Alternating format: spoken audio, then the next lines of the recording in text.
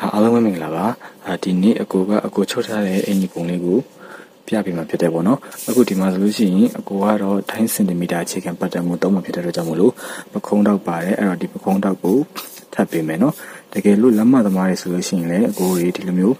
တောက်တစ်ချောင်းမပါလို့ရှိရင်ဒီဘက်ရင်မင်းကနေဘေးကိုမြင်းကြောင်ဆွဲပြီးမှတက်လက်မတောက်တစ်ချောင်းထိုးမယ်နော်ပြီးလို့ရှိရင်ခါတိုးသွားမှာဖြစ်တဲ့ကြောင့်မို့လို့ဒီအောက်မှာတက်လက်မပြန်ချပေးမယ်လက်မသမားတွေဆိုလို့ရှိရင်နော်အဲ့လိုမျိုးတောက်တစ်ချောင်းထပ်ထိုးပေးမယ်အဲ့ဒါဆိုလို့ရှိရင်အင်ကြီးကပို့ပြီးတော့မှကြွပြီးတော့မှပို့လာတယ်ပေါ့နော်ဟုတ်ပြီအဲ့ဒါဆိုလို့ရှိရင်စင်ဒီသမားကြီးတောက်ထပ်မယ်လက်မသမားတွေဆိုလို့ရှိရင်ဘေးတောက်တစ်ချောင်းထပ်မယ်နော်ထပ်ပြီးတော့ရင်ဘယ်တော့တွေထိုးအောင်လို့ဆိုတော့တစ်ချက်ပြောပေးမယ်အကိုအင်းကြီး11က V shape ဖြစ်တယ် V shape ဖြစ်တာ11ပြည့်မှာဖြစ်တဲ့အတွက်ကြောင့်မလို့ကိုကဒီမှာ no take ကနေပြီးတော့မှဒီ11ကိုမြင်းတစ်ချောင်းဆွဲလိုက်တယ်နောက်ဆွဲပြီးတော့ကိုက11ကနော်ပြက်လေးဆိုလို့ရှိရင်နော်တော်တော်ပြက်လေးယူမယ်ဆိုလို့ရှိရင်ဒီကနေပြီးတော့မှအတွင်းထဲကိုကိုတွေ2 cm ဝင်မယ်လက်မသမားတွေဆိုလို့ရှိရင်လည်းကိုတွေ6စိတ်လောက်ဝင်မယ်တကယ်လို့ကိုကအရန်မပြဲချင်ဘူးဆိုလို့ရှိရင်ပေါ့နော်ပြဲတော့ပြဲမယ်လေဘင်းအရန်ကြီးတအားကြီးမပြဲဘူးဆိုရှင်ဒီကနေဒီအတွင်းထဲကို 1.5 လောက်ပဲဝင်မယ်စင်တီသမားတွေနော် 1.5 လောက်ဝင်မယ်လက်မသမားတွေဆိုရှင်4စိတ်လောက်ပဲဝင်လို့ရှိရင်ရပြီနော်ကိုကတော့ဒီမှာလေဘင်းပြဲလေးမှုလို့ဒီမှာ2 cm ပဲထိုးလိုက်မယ်နော်လက်မသမားတွေ6စိတ်ထိုးပြီးနော်ဒီတောက်တစ်ချောင်းထိုးပေးမယ်ဒါကတော့ပုံမှန်လေဘင်းပြဲတဲ့အင်ကြီးတွေမှာလုံးနေကြအတိုင်းပဲနော်ဘာမှမတူစမ်းဘူးပြီးလို့ရှိရင်ဒီမှာသူအောက်မှာခါဖြက်ဆက်လေးပါတယ်ခါဖြက်ဆက်လေးပါတော့နော်ကိုတွေဒီရင်ထိတ်နဲ့ဒီခါမြင့်နဲ့မဟုတ်ဘဲနဲ့ပေါ့နော်အောက်မှာရင်ဖြက်ဆက်ရှိပါဘူးဒါပုံမှန်ဆိုတာရင်ဖြက်ဆက်နော်အခုကရင်ဖြက်ဆက်မဟုတ်ဘူးကိုကဒီရင်မြင့်နဲ့ခါမြင့်နဲ့တဝက်ပေါ့နော်ရင်အောင်မြင့်နဲ့ခါမြင့်နဲ့တဝက်ပေါ့အဲ့ဒီနေရာကိုဒီနေရာနေဖြတ်ချမယ်နော်ဟုတ်ပြီ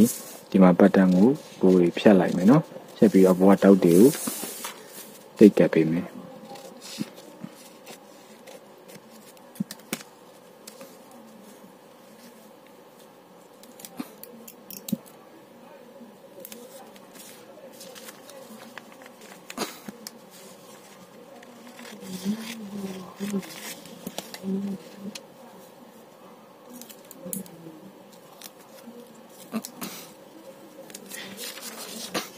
ဒါပြီနော်ဒါဆိုရင်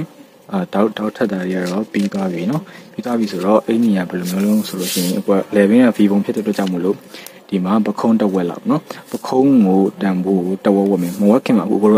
လက်ဖောင်းတက်မှာမလို့ဒီကနေပခုံးကနေအတွင်းဘက်ကို4စိတ်စင်တီသမားတွေ1 cm ဝင်မယ်နော်ဝင်မယ်ရှည်ရောနာပေါ့နော်ဒီမှာ4စိတ်နော်1 cm ပခုံးစားပေးထားမယ်စားပြီးတော့မှဒီမှာကြံတဲ့ပခုံးတန်ကိုတဝက်ဝက်မယ်နော်တဝက်ဝက်ပြီးတော့မှအခုဝေရဲတဲ့ပုံမှာမူတည်ပြီးချမယ်နော်ခုနကပြောပြမလား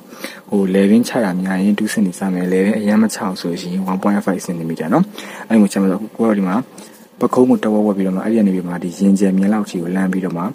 ချပေးနော်ရင်ကျယ်မြင်းဆိုတာလက်မသမားဆိုရင်အောက်ရုံနေမှာဆိုလို့ဘရုံးဆိုတော့ဒီ11မဖောက်ရတဲ့11မြင်းနဲ့ဒီရင်မြင်းနဲ့တဝက်ကိုပြောတာနော်အခုတို့စင်တီမှာဆိုလို့ရှိရင်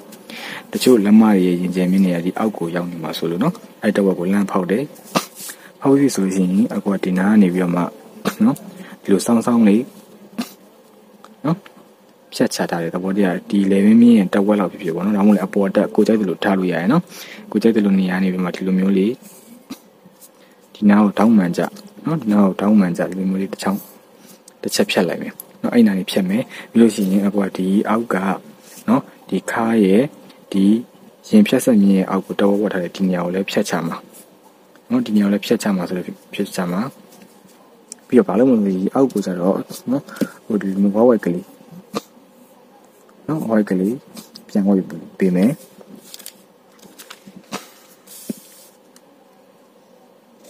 ဒီနေရာဖြတ်ထုတ်လိုက်ကြမယ်နော်ဒီလိုမျိုးလေးနော်ဒီအောက်ကဟာကိုကြတော့အကိုတို့ကတောင်းမထည့်မချုပ်တော့ဘူး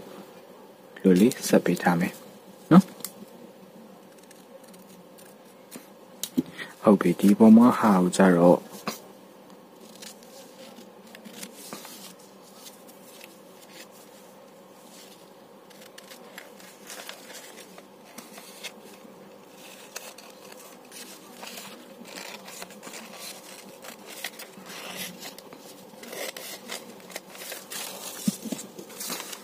နိုင်ရပြီနော်ဒီအပေါ်ကကြတော့ဖြတ်ချမယ်အဲ့ဒီဥစ္စာကတစ်ခုဒီပေါ်လေးနော်အဲ့လိုရပြီ ဒီလိုမျိုးဒီမှာ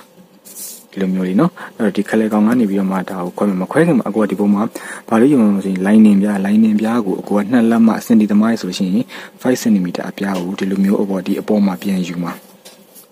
နော်ဒီလိုမျိုးယူလို့ရှိရင်သဘောတရားအခုဒီအချမ်းကိုချုပ်တော့မယ်ဆိုလို့ရှိရင်အကိုကနော်ဒီနေရာနေပြီးတော့ဒီကကြီးနဲ့ခွဲမှာဒီကောင်က F1 နော်ဒီကောင်က F2 ဒီ F1 နဲ့ F2 ကိုချုပ်ပြီးတော့ lining ကိုအကိုပြထားတယ်လို့ဒီလိုမျိုးယူမယ်ဘေးမှာချုပ်စာချန်ပြီးတော့ပေါ့နော်ချုပ်စာပေါ်မှာဆိုလို့ရှိရင်လက်မသမားရဆိုလို့ရှိရင်လက်မလေးစင်တီသမားရဆိုလို့ရှိရင်နော်အကိုက7 cm ကိုယူပြီးလို့ရှိရင်ဒီမှာချုပ်ခဲ့ပြီးမှ lining ကိုပုံမှန်ချုပ်တယ်လို့အတွင်းထဲကိုလှန်ချမှာမဟုတ် lining ကိုအတွင်းထဲကနေနေပြီးမှအပြင်ဘက်ကိုဒီလိုလှန်ချမှာနော်လှန်ချပြီးဆိုတော့အကိုကဒီမှာနော်2လက်မကိုပြန်ခောက်မယ်ပိတ်ဆက်2လက်မအရှိကိုခောက်ပြီးမှအခုအတွန်းလေးတွေတွန်းမယ်တွန်းပြီးတော့မှဒီကြားထဲမှာထည့်မယ်ဒီ lining ကြားထဲမှာထည့်ပြီးတော့ချုပ်ခဲ့မယ်နော်ချုပ်ပြီးပြီဆိုတော့ကြာမှာခုနကပြောအကိုဒီကပခုံးနဲ့လာပြီးတော့ဒီလိုမျိုးပြန်ထပ်ပေးမယ်နော်ပြီးလို့ရှိရင်ဒီလိုဟာမျိုးနှစ်ထပ်ညံ့လည်းညက်ပေါ့အမှန်ညက်ချင်လို့ရှိရင်ဒီထဲမှာ lining နဲ့ဒီလိုလေး lining လေးယူပြီးနော်ယူပြီးဒီပေါ်ကနေတက်မယ်ပြီးလို့ရှိရင်ဒီမှာကျဲသီးကွင်းနေတက်မယ်အဲ့ဒါပြီးလို့ရှိရင်ဟိုဒီမှာနော် sorry ကျဲသီးကွင်းsorry ကဒီ lining လှန်ကြတဲ့တက်ခဲ့ရမှာနော်အဲ့ဒါပြီးလို့ရှိရင်ဒီအောက်ကခါဆက်တဲ့ဟာနဲ့ဆက်ပေးလိုက်မယ်အဲ့ဒါဆိုလို့ရှိရင်ရပြီနော်နောက် channel ကပြောင်းလဲမှုမရှိဘူးဒီလိုဒီတိုင်းပဲ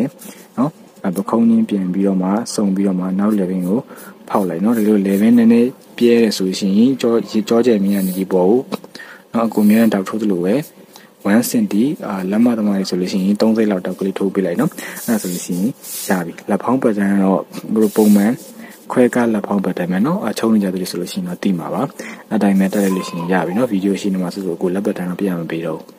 အဲ့တော့တိုင်းလေးလိုက်ပြီးတော့ချုပ်ကြည့်ပါနော်တကယ်လို့အဆင်ပြေတာရှိလို့ရှိရင်အကို comment မှာပြန်ပြီးတော့မေးခဲ့လို့ရတယ်နော်အားလုံးပဲကျေးဇူးတင်ပါတယ်ဗျ